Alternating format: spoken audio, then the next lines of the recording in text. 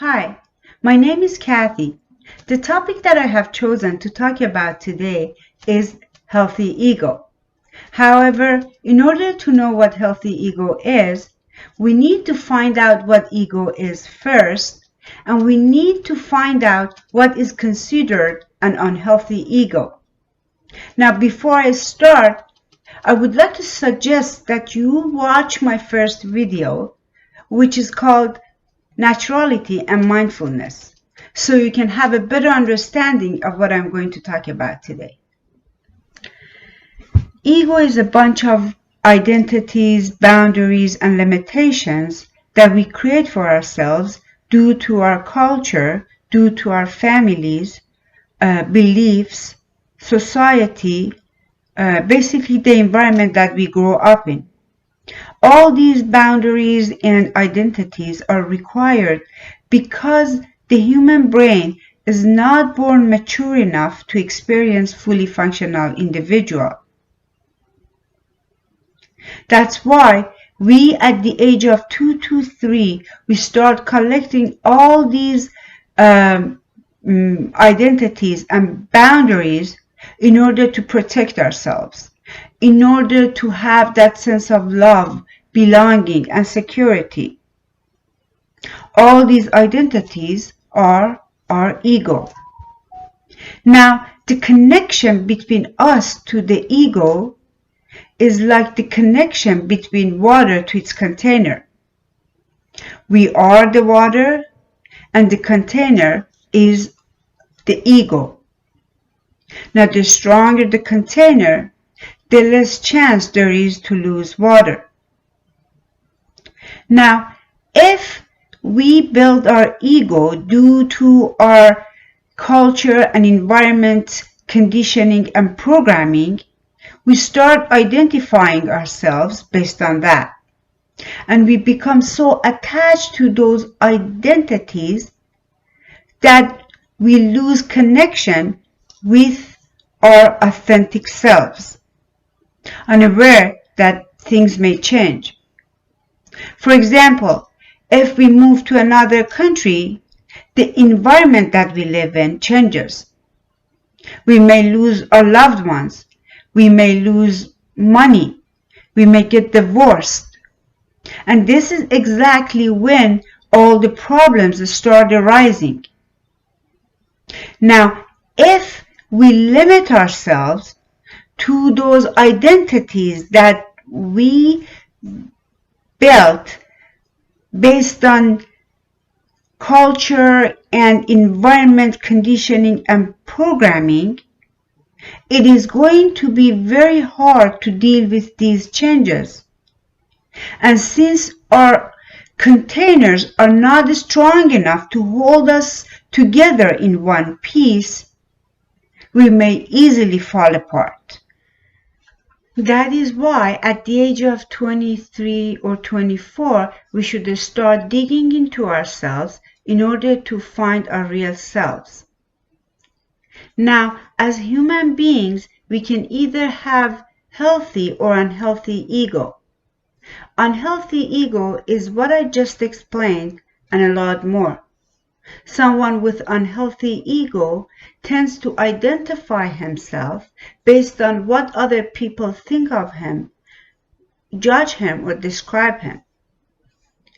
The more people refer to him as a successful, beautiful, healthy, wealthy, and educated person, the more likely it is for him to become a snobby person who sees himself as above average.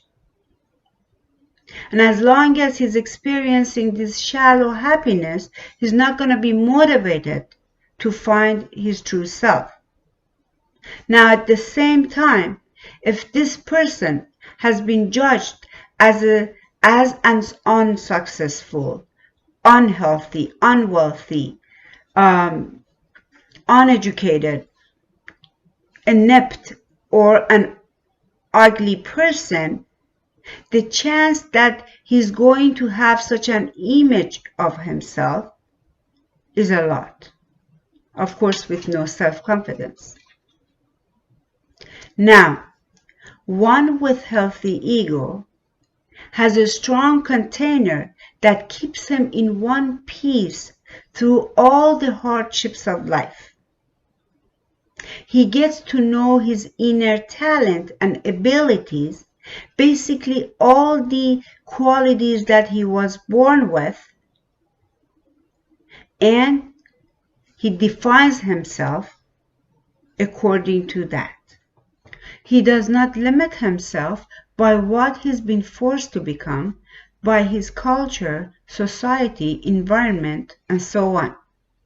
And he knows the more boundaries he gives to those identities, the less he's going to experience in all senses. By expanding our awareness and consciousness about ourselves, we can find the essence of our being, and we can find out our own unique natural personality type. And by studying it, we can improve and balance our weaknesses. We innovate new ideas in order to change our brain patterns and thoughts. We make better decisions, and we learn to use our own emotions and senses to protect ourselves. Now I'm going to list the 5 characteristics of a healthy ego. Number 1 is self-care. Sleep, diet, exercise, clothing, relationships, sex, self and others' forgiveness are all part of that. So we should sleep enough, we should have a good diet, we should exercise regularly, we should see our doctors at least once a year, and we should be able to forgive ourselves as well as others in order to bring peace into our lives. Number 2 is care of others. After we are sure of our own health and well-being, we want to try our best to help other people, either financially or emotionally. For example, if they need someone to talk to, if they need a ride to somewhere, if they need help around the house, we want to try our best to help them out. If they are short of money and we can afford helping them, then we do so. Number 3 is boundaries. Everybody should have boundaries in their lives. We should be able to say no to things that are against our own health and well-being. And we should be consistent and respectful to those boundaries so other people learn to be respectful to our boundaries as well. Number 4 is trust. Again, everybody should have one person in their lives to trust to, so they can open their heart to that person. They can talk about anything to that person and know that they're not going to be judged. And number 5, last not least, is quest. We should continue our education. We should try to learn something new every day and add to our knowledge. We should be open to new ideas, and we should be open to learn new things every day. And we should be flexible to change ourselves if we find better answers to our questions. So these were the 5 characteristics of a healthy ego. I hope you find this video beneficial and useful, and I hope you enjoyed it.